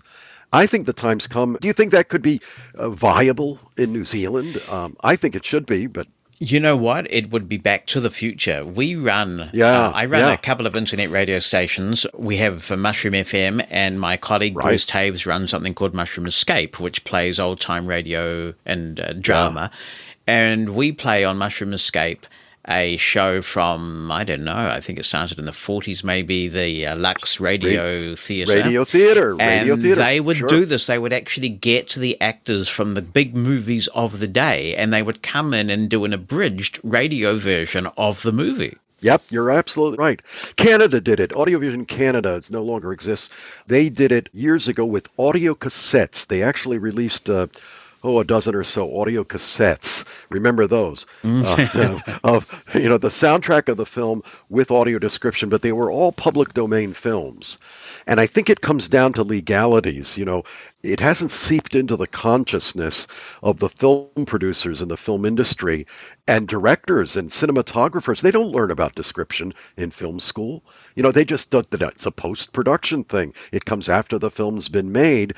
Well, if they understand it ahead of time, perhaps in the contracts that are made with the musicians, the actors, the sound effects people, it needs to be built into those contracts that one use of the film soundtrack could be the audio description, could be accompanying the audio description track later.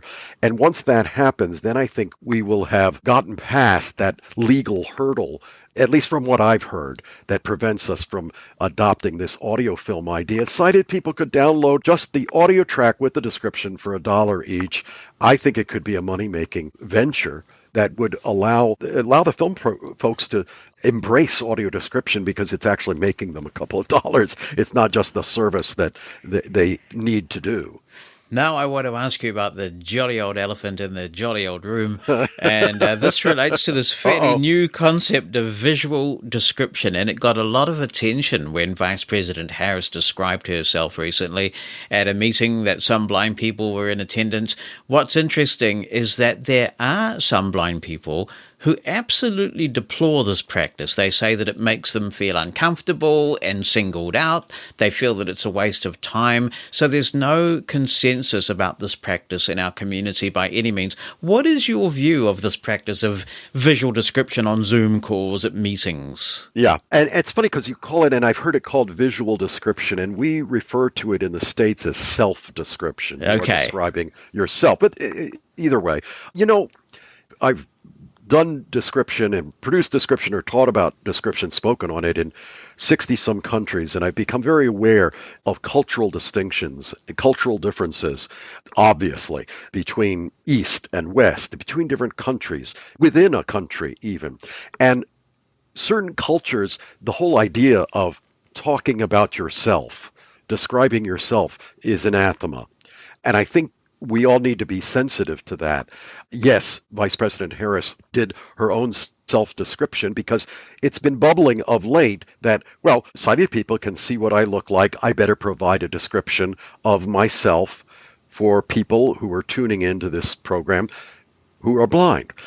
Well, to my way of thinking, I have mixed feelings about this because the blind community and people with low vision have mixed feelings about it too. I always teach in audio description that you want to focus in on elements that are most critical, I said it earlier, to an understanding and appreciation of the work being described. What's most critical? And just focus on those elements.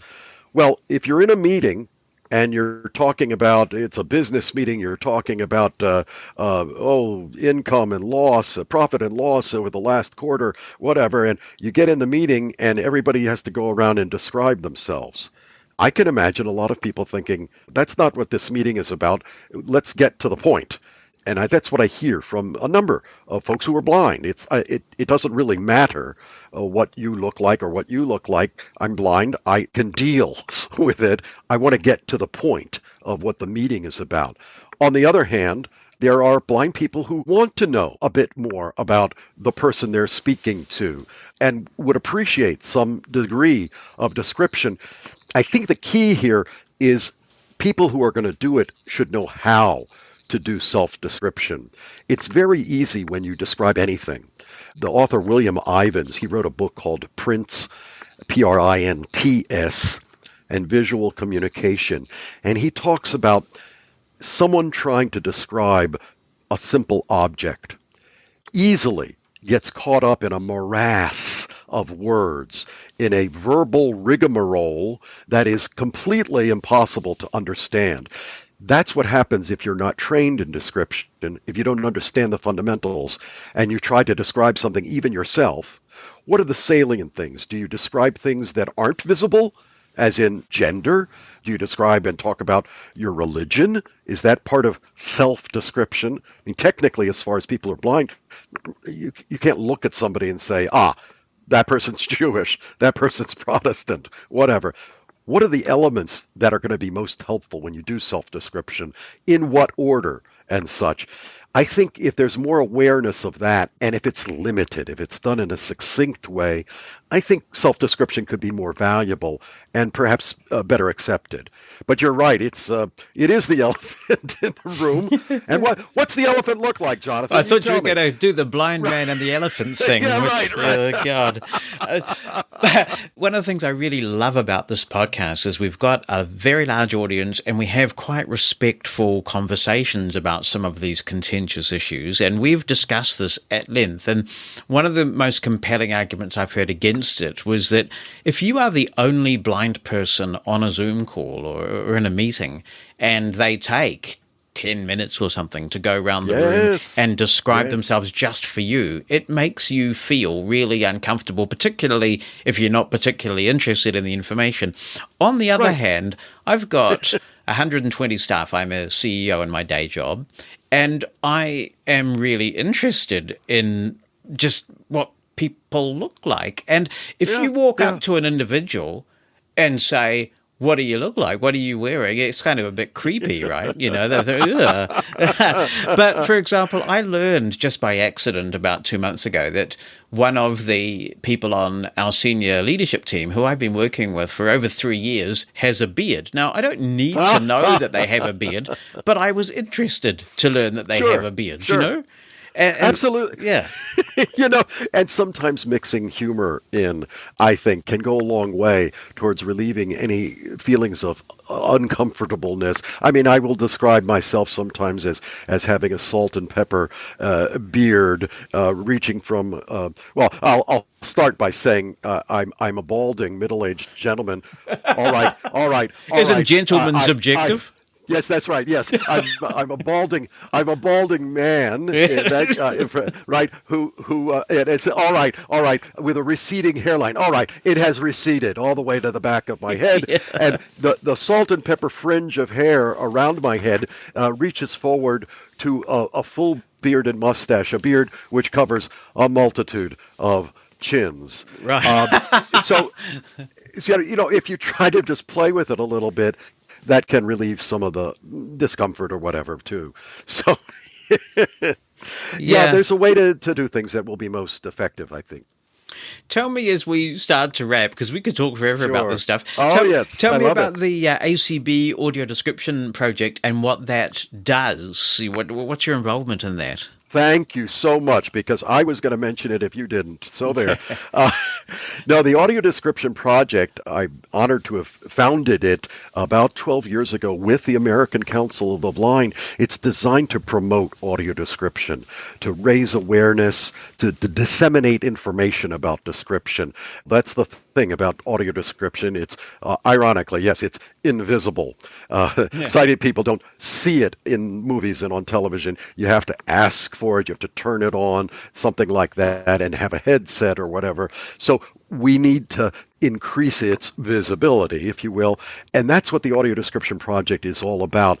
But we have many different initiatives now over 12 years. The most visible initiative is our website, which is https://adp.acb.org. And I tell you, it has become the go-to place for information about audio description, not just in the States, but around the world. Now, with respect to the States, since it's an American project, you can go there and find out what's on television right now with description. What's streaming with description, because it's not on every program, right? If you live in Montana, what museums in your state have description? You live in Illinois. Well, I'm in Chicago. Do theaters have description? Well, you can go to the website and find out what theaters will offer description. And hopefully they do it more than just 2 performances in a long run. Find a way to provide it at every performance, but that's a whole other program, Jonathan. But the website has tons of articles about how to make description, who provides it, where to get it, et cetera, et cetera. But the website is one thing. Twice a year, we have the Audio Description Institute, which we just finished the Summer Institute, Summer 2022. The last 4 have been virtual for obvious reasons, but these are training institutes, 3 to 5 days of intensive training with folks who want to be description writers, want to be description voice talents, including people who are blind, but real study and training there, building ultimately, hopefully in the future, towards certification. But they complete this course, they get a certificate of completion. Every year we do sessions about description with the ACB conference, but every other year we kind of do a mini audio description project conference within the much larger ACB conference. And we have loads of people come from all over creation to learn about description, to talk about research in description, to experience description. Oh, we give awards. We give awards every year, recognizing the very best in description in theater, in museums, all different performing arts, in media. Also, we acknowledge model programs around the world. We acknowledge the best in research and development.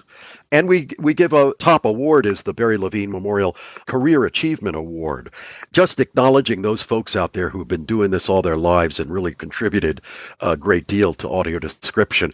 Not to be confused with our, and something else I wanted to mention, our AD Gala, which we started just last year. It's a way to applaud, to honor, to acknowledge the film and media industry, those folks, the big movie makers, the big broadcasters who are embracing description. We want to honor them. And this is a big fundraising event for the Audio Description Project. We give awards to them. It's really quite a marvelous program. This year it will be done virtually. November 29th of this year, you can tune in from anywhere in the world and hear about all of these industry providers of, they're not the ones that produce the description, but they welcome it onto their broadcasts and such. It's a big deal, and we're going to be doing that. And I want to mention quickly, too, another program that's a lot of fun. We call it BADIE, B-A-D-I-E, Benefits of Audio Description in Education. And we've done this now 10, 12 years. We ask blind kids around the United States, but we get entries from around the world, actually, blind kids who write reviews of described material. It might be just a half-hour educational program. It might be a feature film. They write reviews, and we read them, and we have a panel of judges who divide the entries into age range, and we give awards to the kids for the best reviews that we get. Everybody gets a certificate. We even make awards to the teachers of these kids who have helped them shape their reviews and that sort of thing. And by the way, there's a wonderful woman, Polly Goodwin, in Australia, who has adopted this idea and is mounting a Australasian version of this BADIE program and welcoming entries from New Zealand and Australia and around the region. I'll send you the information on that, Jonathan, and maybe you can post that on your website. So, because it's great. We have a little spin-off in Australia of the BADIE program. I was a huge fan of Sesame Street when I was a child, and I was really intrigued to read in your excellent book that some of the vintage Sesame Street material has been described. It would be interesting to go back and try and get that. But then when I had kids, I thought, wow, one of the great benefits of having kids is that I've got a legitimate reason to get back into Sesame Street. And now my grandchild number one is on the way. So I've got another excuse to get back into Sesame Street. But I really must try and find that vintage material audio described, because that would be really great. I'll for 6 years, I led a program that did the description for the first time for Sesame Street. So I'll see if I can find some material to send to you, Jonathan. You make me remember a letter that I received when I was producing description for Sesame Street. This is back in the mid-2000s. Got a letter from a blind adult. Her name was Carla Hudson. She's still around, actually. I've talked to her recently.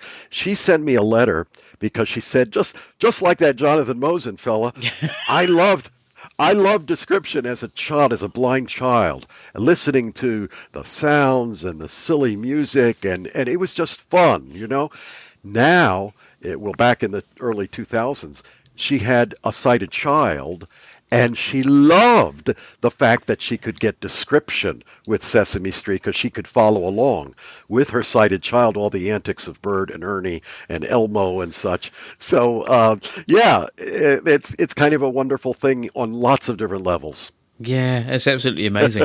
And in terms of advocating for audio description, some of the things that we talked about, is the ACB Audio Description Project the best way to get involved and try and influence some good outcomes there? I think so. I think we have a steering committee that really runs the project. We have a coordinator for the project who's on the staff at ACB. We have, I think, 9 subcommittees. My title now is founder and senior consultant, sort of emeritus, if you will, but I'm still very involved. I'm at all the meetings and participate actively in the Institute, of course, as well as some of the awards programs and such. But yeah, I want to be sure you have my email address, and people can send me a note about getting involved with the Audio Description Project. They can write to me very simply at jsnyder, JSNYDER, at acb.org, or my own company is Audio Description Associates, and my email address there is jsnyder@audiodescribe.com. The ADP has reached out far beyond the shores of the United States, so we welcome the involvement of folks around the world. It's wonderful. It's something you can feel very proud of, that you are part of planting these seeds that have made such a difference, had such a big impact on the lives of blind people around the world. And it's been a wonderful thing to catch up with you and talk about some of these issues. Thank you, Jonathan. Thank you so much, too. I just want to say thank you for the wonderful work you did with the broadcast in support of Ukraine. I thought that was such a marvelous idea. You were singing on there. I didn't realize you had that talent. I was a part of it. That's right. I had the opportunity to do some workshops on description in Ukraine in late 2019. And so I feel a bit of a personal connection to the land there, and wanted to be a part of your program. And thank you so much for doing that. It was an absolute honor to be a part of that. And thanks for coming on the show. The time has flown by. It's a pleasure to have a chat with you. Thanks so much, Jonathan. I love to hear from you, so if you have any comments you want to contribute to the show, drop me an email written down or with an audio attachment to Jonathan, JONATHAN, @mushroomfm.com. If you'd rather call in, use the listener line number in the United States, 864-606-6736. Mosen At Largers.